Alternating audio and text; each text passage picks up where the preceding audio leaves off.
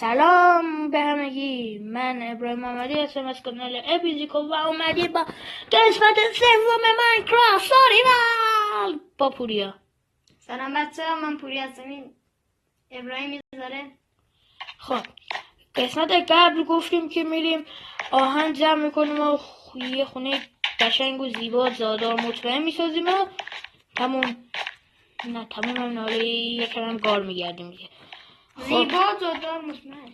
خب بریم کنار بریم. بریم میگه بیشو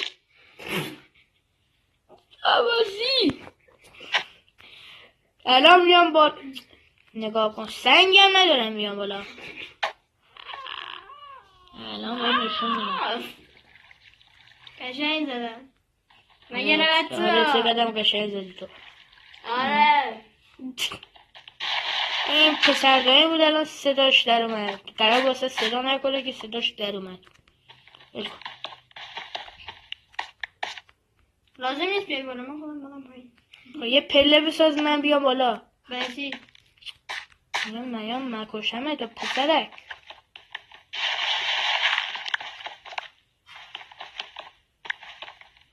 خب بایستی بیا. من بریم زدم، بالا. یه دونه زدی من زدم. خب بریم بالا. بریم بالا چیکار؟ ولی تو بد زدی. یه پله بساز بریم بالا. بریم بساز دیگه. پیدات نابود کرد.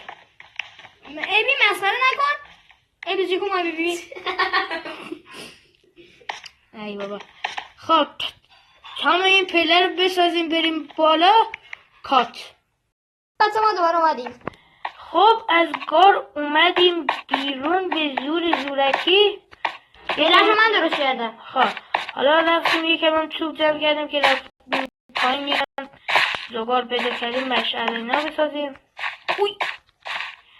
خب دیگه وایسا عقب وایسا پله بسازیم راحت‌تر بیام پایین. اول که میخوای بری پایین راه برگشتش رو حواست باشه. گفتم هی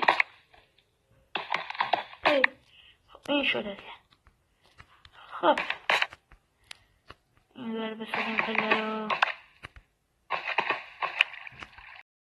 کیه نمیذاره من بگی؟ پوریا برو عقب. ما جلو. یه دونه بزنم پرچون پایین. اون دیگه